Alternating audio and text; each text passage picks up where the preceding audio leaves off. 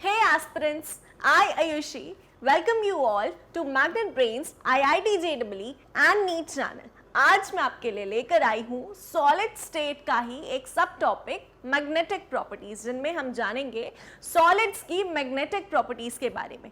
Last lecture में हमने क्या देखा था? सॉलिड्स की इलेक्ट्रिकल प्रॉपर्टीज, राइट। आज हम देखेंगे मैग्नेटिक प्रॉपर्टीज। यहाँ से क्वेश्चंस आ जाते हैं, जो टर्म्स हैं उनमें से क्वेश्चंस आ जाते हैं, या फिर वो पर्टिकुलर प्रॉपर्टी वैसी क्यों है, इन सारी बातों पर क्वेश्चन आ जाता है। ठीक है, तो चलो स्टार्ट करेंगे। अब इससे पहले जानना पड़ेगा भाई कि जो हमारा नीट कोर्स मॉड्यूल है इसमें क्या क्या है। तो सबसे पहली चीज जो नीट कोर्स मॉड्यूल के हिसाब से आपको मिलती है वो है लेक्चर वाइज वीडियोस, है ना। मतलब हर टॉपिक के आपको लेक्चर वाइज वीडियोस मिल जाएंगे। सेकेंड चीज है डीपीपीज। डीपीपीज में अब आपको DPPs in the form of PDF मिलेगा, जिसमें क्वेश्चंस रहेंगे, आपको सॉल्व करने हैं, साथ ही साथ उसके सॉल्यूशंस भी आपको मिल जाएंगे। क्लियर है? तो डीपीपीज एंड डीपीपी सॉल्यूशंस दोनों ही चीजें आपको मिल जाने वाली हैं।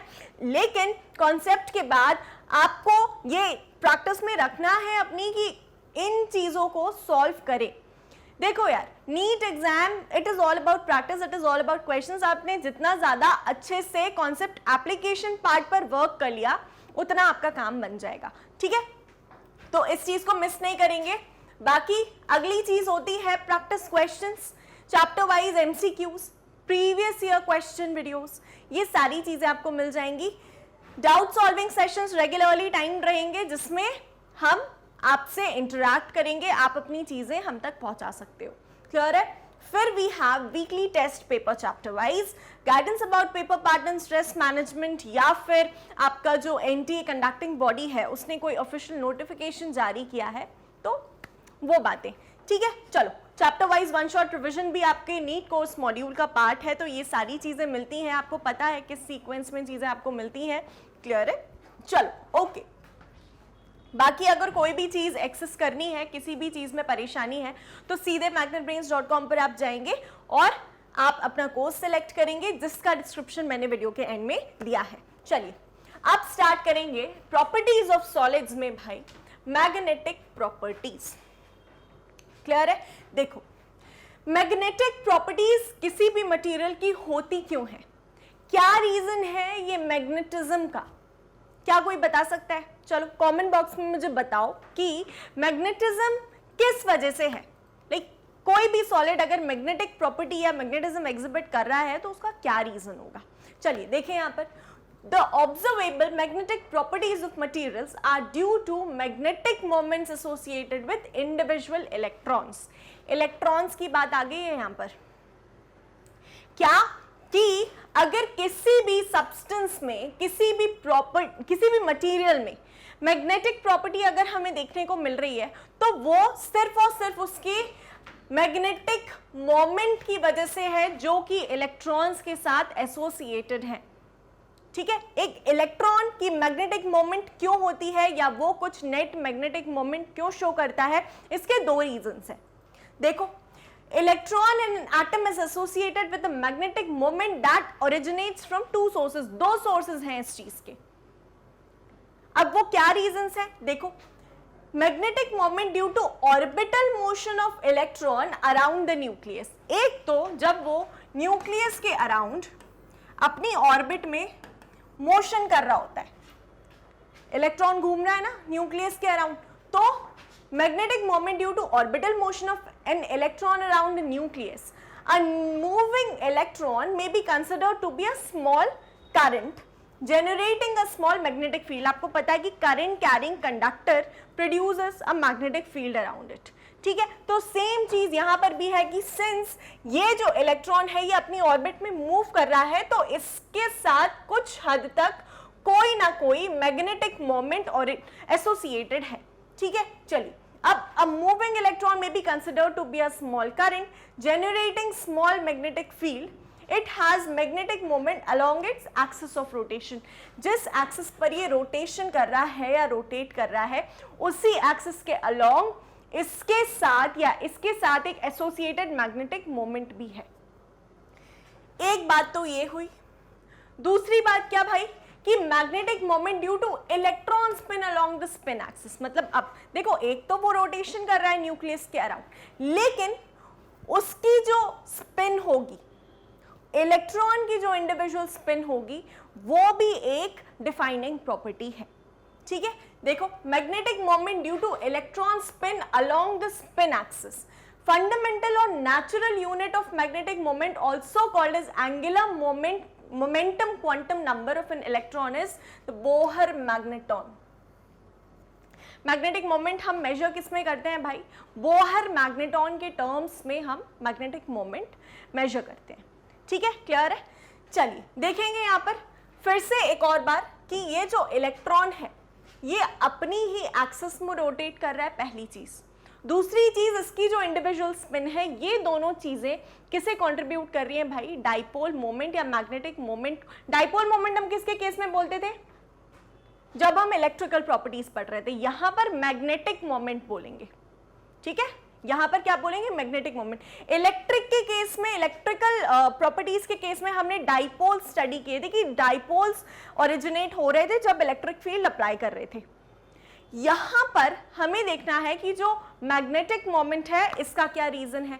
ठीक है, तो एक तो हो गया कि इलेक्ट्रॉन का ऑर्बिटल मोशन, दूसरा इलेक्ट्रॉन की स्पिन। चलो अगली चीज देखते हैं। अब यहां से देखो, यहां से आपका क्वेश्चन नहीं बनने वाला है। मैं हमेशा बोलती हूं कि थोड़ा सा बैकग्राउंड हमने जान लिया, लेकिन अब क्वेश्चन असल में कहां से बनेगा वो चीज देख लेते हैं। तो अब जो हम सब्सटेंसेस पढ़ने वाले हैं, देखने वाले हैं, वो सारे क्या है भाई? एक तो पैरामैग्नेटिक सब्सटेंस है, दूसरा फेरोमैग्नेटिक, एंटी फेरोमैग्नेटिक, फेरीमैग्नेटिक। ये चार तरह के हम सब्सटेंसेस देखेंगे और किस तरह से ये डिफरेंट है या किस तरह से इनमें नेट मैग्नेटिक मोमेंट हमें देखने को मिलता है, ये चीज स्टडी करेंगे। चलो, पैरामैग्नेटिक सब्सटेंसेस क्या होते हैं? These are such substances which are weakly attracted by magnetic lines of force। ये वो सब्सटेंसेस हैं जो कि बहुत ज्यादा स्ट्रांगली अट्रैक्ट नहीं होते हैं मैग्नेटिक फील्ड में। ठीक है, दे आर वीकली अट्रैक्ट, मतलब मैग्नेटिज्म उतना ज्यादा नहीं है, बहुत ही फीबल सा मैग्नेटिज्म है। फीबल मतलब बहुत ही कम मैग्नेटिज्म है। ठीक है, अब these substances lose their magnetism in the absence of magnetic field। जैसे ही हमने मैग्नेटिक फील्ड हटाई तो ये सब्सटेंसेस अपना मैग्नेटिज्म लूज कर देंगे। मतलब यहां पर परमानेंट मैग्नेटिज्म जैसी कोई बात नहीं है। ठीक है, और पैरामैग्नेटिज्म कब आता है? पैरामैग्नेटिज्म के अराइज होने का कॉज क्या है भाई? Unpaired electrons. क्या बोला मैंने? कि पैरामैग्नेटिज्म होने का सबसे डिफाइनिंग कॉज क्या है भाई? Presence of unpaired electrons. ठीक है, जैसे मान लो ये हमारे डोमेन्स हैं, इसमें कुछ इस तरह से इलेक्ट्रॉन्स अलाइंड हैं, लेकिन एक इलेक्ट्रॉन भी अनपेयर्ड हुआ ना, मतलब पैरामैग्नेटिज्म एग्जिस्ट करता है। या तो इस तरह से आप देख लो कि सारे ही इलेक्ट्रॉन्स अनपेयर्ड हैं, सारे ही इलेक्ट्रॉन्स अनपेयर्ड हैं। एक तरह से पैरामैग्नेटिज्म हम ऐसे भी देख सकते हैं, लेकिन एक भी इलेक्ट्रॉन अगर अनपेयर्ड होता है, मतलब कि क्या? पैरामैग्नेटिज्म एग्जिस्ट कर रहा है। मतलब it is all about the unpaired electrons. अगर अनपेयर्ड इलेक्ट्रॉन्स हैं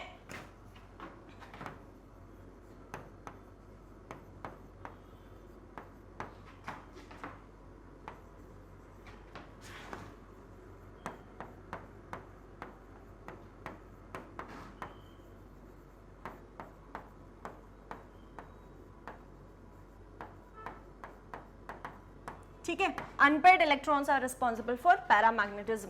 क्लियर है? अच्छा, यहाँ पे तो बहुत ही एलिमेंट्री आइडिया आपको लगेगा, लेकिन इसका असल एप्लीकेशन कब होगा? जब हम डी ब्लॉक पढ़ेंगे। डी ब्लॉक में हमें देखने को मिलता है भाई कि ये जो पर्टिकुलर पैरामैग्नेटिक सब्सटेंसेस हैं, इनमें पैरामैग्नेटिज्म असल में है कितना, वो कैलकुलेट करना होता है। इन बोहर मैग्नेटॉन हम इसको कैलकुलेट करते हैं, तो उसका एक फॉर्मूला होता है जिसका काम यहां बिल्कुल भी नहीं है, लेकिन डी ब्लॉक में हम वो चीज जरूर सीखेंगे। ठीक है, तो आप सिर्फ इतना समझ लो कि paramagnetism is due to the presence of unpaired electrons. ठीक है, चलो अब है अगला डायमैग्नेटिज्म। डायमैग्नेटिज्म क्या होता है? अ diamagnetic substance is that which is repelled by magnetic lines of force. Magnetic lines of force, या अगर आप उसको मैग्नेटिक फील्ड में रखेंगे तो वो रिपल्शन मारेगा, ठीक है। देखो, this property of diamagnetism arises due to the absence of unpaired electrons. Diamagnetism का सीधा सीधा पिक्चराइजेशन आपके सामने कुछ इस तरह से हो सकता है कि जितने भी इलेक्ट्रॉन्स हैं भाई, ये हैं पेयर्ड कंडीशन में। जितने सारे इलेक्ट्रॉन्स हैं ये सब हैं आपके पेयर्ड कंडीशन में। इसमें एक भी अनपेयर्ड इलेक्ट्रॉन होता तो क्या हो जाता, पैरामैग्नेटिज्म राइज हो जाता, लेकिन एक भी अनपेयर्ड इलेक्ट्रॉन नहीं है यार। तो जहां ऐसी कंडीशन मिल रही है, या आप जब आगे स्पीशीज का मैग्नेटिज्म चेक करेंगे कि वो पैरामैग्नेटिक है या डायमैग्नेटिक है, उसमें आपको स्ट्रेट अवे दिख जाएगा कि अगर सारे ही इलेक्ट्रॉन्स पेयर्ड आ रहे हैं, इसका मतलब क्या हो गया कि ये सब्सटेंस डायमैग्नेटिक है। क्लियर है इतनी चीज, ठीक है। चल, this property of diamagnetism arises due to the absence of unpaired electrons in atoms, ions या फिर मॉलिक्यूल्स। बाकी all substances show this property to more or less extent because these contain filled electrons। अच्छा, अब देखो क्या बोला है कि जरूरी नहीं है कि सब्सटेंस प्योरली पैरामैग्नेटिक हो या प्योरली डायमैग्नेटिक हो, ये वेरी करता है, डिपेंड करता है कि कितने पेयर इलेक्ट्रॉन्स उसमें प्रेजेंट हैं। लेकिन देन अगेन अगर एक अनपेयर्ड इलेक्ट्रॉन हुआ तो भाई वो मटेरियल पैरामैग्नेटिक हो जाता है। एग्जाम्पल के लिए देखें, अगर हम Fe3+ आयन की बात करते हैं, ठीक है, क्या आप बता सकते हो कि ये पैरामैग्नेटिक होगा या डायमैग्नेटिक होगा? क्या बता सकते हो? ठीक है। सिमिलरली जिंक Zn2+ की बात करते हैं। अब अगर किसी भी चीज का हमें पैरामैग्नेटिज्म या डायमैग्नेटिज्म पता लगाना है तो हमें उसका ऑक्सीडेशन स्टेट पता होना चाहिए, पहली चीज, ठीक है। चलो, सेकेंड चीज, इसका कॉन्फ़िगरेशन क्या होगा? आयरन का कॉन्फ़िगरेशन कितना होगा? जिंक का कॉन्फ़िगरेशन कितना होगा? बताओ। इलेक्ट्रॉनिक कॉन्फ़िगरेशन 3d6 4s2, ठीक है। सिमिलरली जिंक का होगा 3d10 and 4s2 electronic configuration, ठीक है। क्लियर है इतनी चीज? अब यहां से जब हम डोमेन्स बनाएंगे, ये दिस इज 3+ ना, तो 3 इलेक्ट्रॉन्स तो निकल जाएंगे, 2 यहां से निकलेंगे और 1 यहां से निकलेगा, तो Fe3+ का कॉन्फ़िगरेशन कितना हो गया भाई? Fe3+ का इलेक्ट्रॉनिक कॉन्फ़िगरेशन हो गया 3d5। 3 इलेक्ट्रॉन्स निकाल दिए, यहां पर 3+ और 2+ लिखने की जगह इंडिविजुअली मैंने इतना लिख दिया है,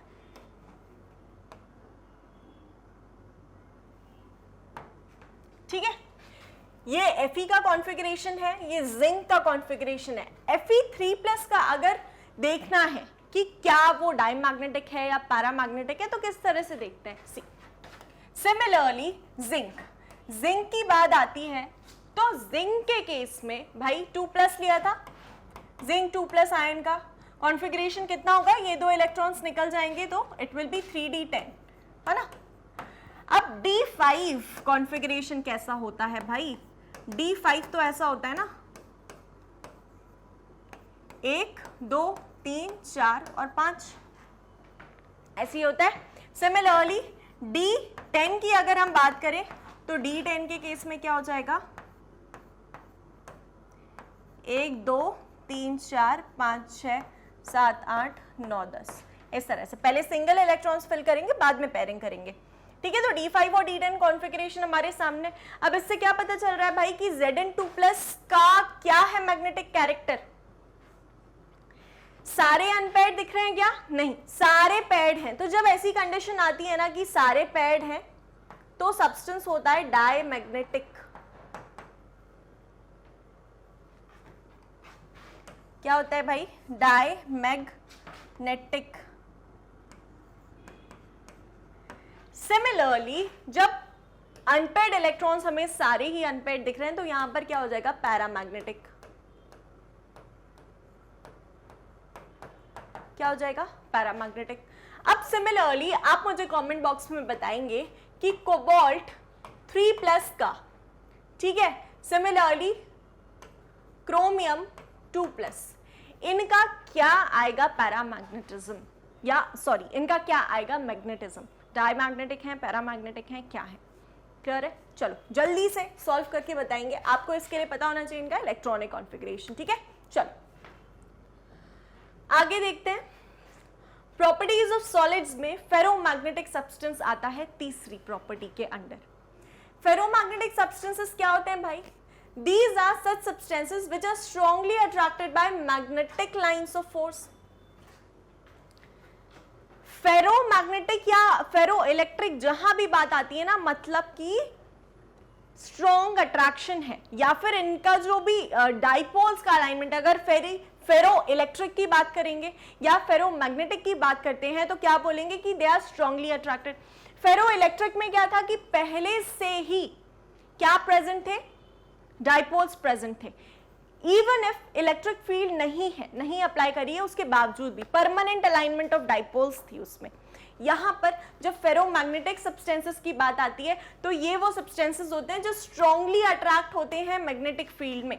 और वहीं पैरामैग्नेटिक की बात करें तो पैरामैग्नेटिक सब्सटेंसेस बिल्कुल भी स्ट्रॉन्ग अट्रैक्शन शो नहीं करते, बहुत ही कम मैग्नीट्यूड का अट्रैक्शन शो करते हैं मैग्नेटिक फील्ड में। क्लियर है? और अगर हम डायमैग्नेटिक की बात करें तो भाई अट्रैक्शन छोड़ो, वो तो रिपेल होते हैं मैग्नेटिक फील्ड में। ठीक है, चलिए। सच सब्सटेंसेस शो परमानेंट मैग्नेटिज्म। ये जो फेरोमैग्नेटिक सब्सटेंसेस होते हैं ये परमानेंट मैग्नेटिज्म शो करते हैं even in absence of magnetic lines of force. वही बात अगर हम फेरो इलेक्ट्रिक, ये फेरोमैग्नेटिक है, फेरो इलेक्ट्रिक को साइडवेज लेकर चलते हैं तो वो एब्सेंस ऑफ इलेक्ट्रिक फील्ड में भी परमानेंट अलाइनमेंट ऑफ डाइपोल्स दिखाते हैं। और यहां पर क्या प्रेजेंट है? परमानेंट मैग्नेटिज्म प्रेजेंट है। ठीक है, क्लियर है? चलो इनके एग्जाम्पल्स हो गए आयरन, कोबाल्ट, निकल, क्रोमियम ऑक्साइड एटसेट्रा। इस तरह का कंपाउंड दिया जाता है ना तो मेनली बात मेटल की ही होती है and Cr+2 oxidation state of O2 है, राइट? तो अच्छा CrO2 है, राइट? O2, तो इसका अगर हमें ऑक्सीडेशन स्टेट फाइंड करना है तो क्या हो जाएगा? +4 होगा। देखो X plus this is 2 minus ना फॉर ऑक्सीजन, और इसका हमें पता नहीं है X है, तो ये 2 2 जा कितना हो जाएगा? 4 हो जाएगा। तो it will be -4 is equal to 0, X is equal to +4। इस तरह से ऑक्सीडेशन स्टेट। तो इन जनरल अगर हमें फेरोमैग्नेटिक सब्सटेंसेस की बात करनी है तो ये सारे एग्जांपल्स हैं हमारे सामने। आयरन हो गया, निकल हो गया, कोबाल्ट हो गया, ये सब क्या एग्जिबिट करते हैं? परमानेंट मैग्नेटिज्म एग्जिबिट करते हैं। ठीक है, चलो अगला भाई, in solid state metal ions of ferromagnetic substances are grouped together into small regions called domains। क्या बोले? metal ions in solid state, the metal ions of ferromagnetic substances are grouped together in small regions called domains and each domain acts like a tiny magnet। In an unmagnetized piece of ferromagnetic substance, domains are randomly oriented and their magnetic moments get cancelled। जब भी यहां पर अगर ferromagnetic substance की बात करोगे तो जो डोमेन्स हैं वो रैंडमली ओरिएंटेड होते हैं इस तरह से कि एक दूसरे का इफेक्ट कैंसिल कर दें। When the substance is placed in a magnetic field, all the domains get oriented in the direction। एक डायरेक्शन में खुद को अलाइन कर लेते हैं। मतलब आप पहले समझो कि कुछ इस तरह से अलाइनमेंट था डोमेन्स में इलेक्ट्रॉन्स का, ऐसा कुछ भी अलाइनमेंट, ठीक है? मान लो ये ऊपर हो गया और यहाँ पर ये नीचे हो गया, इस तरह से कुछ अलाइनमेंट है। मतलब रेगुलर नहीं है, रैंडम नहीं है। 1 down 1 up, 1 down 1 up, 1 down 1 up, then again 1 up, और एक ही मैंने 1 डाउन कर दिया। ठीक है, इस तरह से अगर हमें अलाइनमेंट देखने को मिलता है ना तो सी थोड़ा सा बेहतर देख लो आप, 1 2 3 4, है ना? ये अप है, ये अप है, ये डाउन है, ये डाउन है। ठीक है, सिमिलरली अगर मैं इसको भी डाउन कर देती हूँ तो ये तो इफेक्ट कैंसिल हो गया, 1 अप 2 डाउन 1 अप, तो ये इफेक्ट एक दूसरे, मतलब कोई भी ऐसी रैंडम अरेंजमेंट जिनमें इनका इफेक्ट कैंसिल हो रहा है। ठीक है, तो उस कंडीशन को हम क्या बोलते हैं कि ये कंडीशन है in absence of magnetic field. लेकिन प्रेजेंस ऑफ मैग्नेटिक फील्ड जब होती है ना, जब प्रेजेंस ऑफ मैग्नेटिक फील्ड या हम जब मैग्नेटिक फील्ड अप्लाई करते हैं तो मैग्नेटिक फील्ड जब अप्लाई की उस केस में क्या हुआ? 1 2 3 4 5 सारे ही एक प्रॉपर अलाइनमेंट में आ गए। और अब ये नेट डाइपोल मोमेंट देंगे। देखो यहाँ पर when the substance is placed in a magnetic field all the domains get oriented in the direction of magnetic field and a strong magnetic effect is produced. जैसे हमें नेट डाइपोल मोमेंट मिल रहा था फेरो electric के case में, वैसे ही यहाँ पर हमें क्या मिलेगा, मैग्नेटिक इफेक्ट मिलेगा और स्ट्रॉन्ग मैग्नेटिक इफेक्ट मिलेगा। ठीक है, क्लियर है। ये इंडिविजुअल इलेक्ट्रॉन की स्पिन्स हैं। तो जब भी मैग्नेटिक फील्ड लगाई तब डाइपोल्स का अलाइनमेंट हुआ ना, पहले तो रैंडमली ओरिएंटेड थे। तो ऐसे सब्सटेंसेस को हम फेरोमैग्नेटिक सब्सटेंसेस बोलते हैं। देखो, this ordering of domains persist even after the removal of magnetic field. मतलब अगर हमने जो मैग्नेटिक फील्ड है वो रिमूव कर दी है, हटा दी है, तब भी ये डाइपोल्स अब वैसे के वैसे ही रहेंगे, वापस बाय डिफॉल्ट कंडीशन में नहीं जाएंगे। ठीक है, एंड द फेरोमैग्नेटिक सब्सटेंस फिर फाइनली गेट्स परमानेंटली मैग्नेटाइज्ड। फिर जो है फेरोमैग्नेटिक सब्सटेंस में परमानेंट मैग्नेटिज्म आ जाता है। Okay, alignment of magnetic moments in opposite direction results in zero magnetic moment and gives rise to anti-ferromagnetism। anti-ferromagnetism की बात करोगे तो जो डाइपोल्स हैं वो opposite alignment शो करते हैं। जैसा हमने किस में देखा था, एंटी फेरो इलेक्ट्रिक में। यहाँ पर ऑपोजिट अलाइनमेंट कैसे शो करेंगे भाई, ये अप, ये डाउन, ये अप, ये डाउन, ये अप, इस तरह से। ठीक है, ये अलाइनमेंट हमें देखने को मिलेगा। क्लियर है। Alignment of magnetic moments in opposite direction results in zero magnetic moment and gives rise to antiferromagnetism। तो ये ऊपर, ये नीचे, ये ऊपर, ये नीचे, ये ऊपर, एंड इससे क्या हो जाएगा भाई कि मैग्नेटिक मोमेंट एक दूसरे का कैंसिल हो जाएगा। The zero magnetic moment is due to the presence of equal number of parallel and antiparallel magnetic dipoles. अब देखो यहाँ पर ये पैरेलल है, ये एंटी पैरेलल है, मान लो यहाँ पर एक इस तरह से आ गया, लाइक दैट। ठीक है, क्लियर है। तो जब भी हम एंटी फेरो की बात करते हैं तो इसमें किस तरह से अरेंजमेंट होती है कि एक दूसरे का इफेक्ट कैंसिल हो जाए। ओके, चलिए। Alignment of magnetic moments in opposite directions results in a net magnetic moment giving rise to ferrimagnetism। अब बोला जा रहा है एक जो टर्म, अभी हमने क्या देखा, एंटी फेरोमैग्नेटिज्म। ठीक है, अब हम क्या देखेंगे, फेरीमैग्नेटिज्म।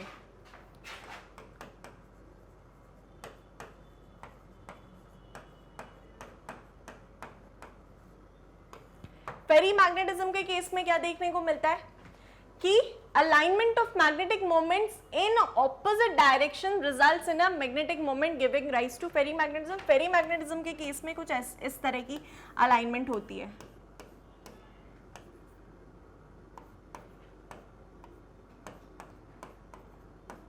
इस तरह की, मतलब ये दो अगर एक दूसरे का इफेक्ट कैंसिल कर देंगे तब भी कुछ नेट डाइपोल मोमेंट बच रही है। The net magnetic moment are due to the presence of unequal number of parallel and anti-parallel magnetic dipoles। ठीक है, इस केस में क्या हो जाएगा भाई कि पैरेलल एंटी पैरेलल, देखो पैरेलल 4 है, एंटी पैरेलल केवल 1 है। ओके, तो इस तरह के अरेंजमेंट को हम बोलते हैं कि this particular arrangement is giving rise to ferrimagnetism. ठीक है, चलो। ओके, अच्छा, फिर आती है बात फेरीमैग्नेटिक एंड फेरोमैग्नेटिक की। एक ऐसा टेम्परेचर होता है, ferrimagnetic and ferromagnetic substances change to paramagnetic at higher temperature because of random orientation of spins of electrons. ये अल्टीमेटली पैरामैग्नेटिज्म स्विच कर जाते हैं। मतलब फेरीमैग्नेटिक कैसा है, मान लो this is ferrimagnetic, random orientation है ना, इस तरह से। ठीक है, ये क्या है, फेरीमैग्नेटिक।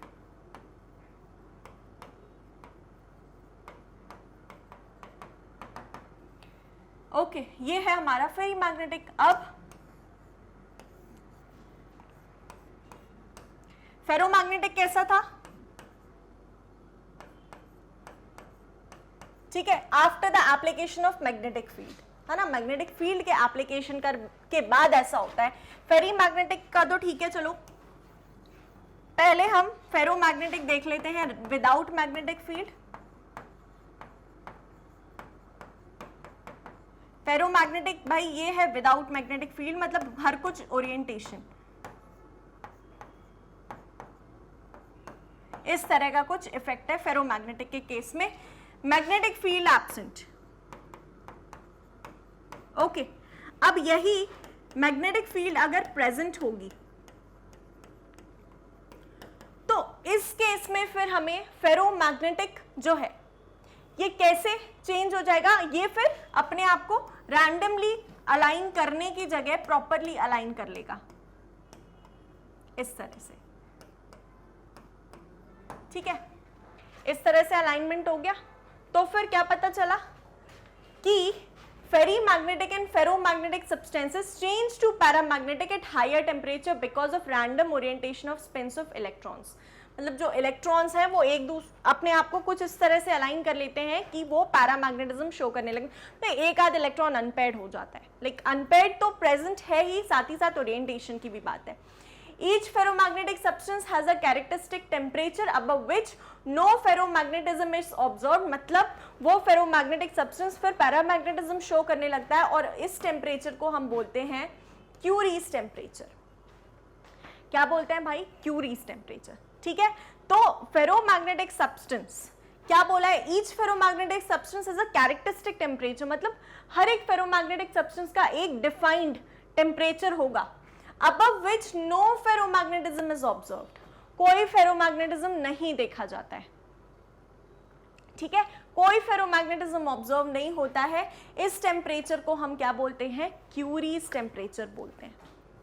क्लियर चीज इतनी, ठीक है। चलो ओके, तो भाई यहां पर आपकी मैग्नेटिक प्रॉपर्टीज खत्म होती हैं और हमने दोनों इलेक्ट्रिक एंड मैग्नेटिक दोनों ही प्रॉपर्टीज देख ली हैं। बाकी कोई भी लेक्चर आपको एक्सेस करना है सीधे magnetbrains.com पर जाएंगे, अपना कोर्स सेलेक्ट करेंगे एंड फाइनली आपको क्या मिल जाने वाला है? All the subjects, foundation course से लेकर के आपका नीट यूजी के सारे ही सब्जेक्ट्स आपको मिल जाने वाले हैं। अपना जो भी सब्जेक्ट है सिलेक्ट करके वॉच नाउ पर टैप करके इस तरह से फुल वीडियो कोर्स आपके सामने आ जाएगा, ठीक है, जिसमें topic wise explanation, daily practice problems, chapter wise MCQs, previous year questions, सारी चीज़ें गिवन है, ठीक है। सारी की सारी चीज़ें गिवन है। क्लियर है? आपको कहीं भी जाने की ज़रूरत नहीं है, एवरीथिंग यू विल गेट है। वीडियो देखनी है तो वॉच नाउ पर टैप करेंगे, इस तरह से आपका वीडियो प्ले हो जाएगा भाई। एंड अगर पीडीएफ डाउनलोड करनी है डीपीपी की तो डाउनलोड नाउ पर जाओगे और you can easily access it, ठीक है। चलिए, अब magnetbrains.com एक ऐसा प्लेटफॉर्म है जो आपको ये सारे courses 100% free of cost provide कर रहा है, ठीक है। तो शेयर करेंगे as much as you can with your friends ताकि वो भी अपनी प्रेपरेशन कर सके हमारे साथ घर बैठे बिल्कुल अपने कंफर्ट जोन में, ठीक है। चलिए, लाइक शेयर सब्सक्राइब करेंगे। That is all from my side. Thank you so much.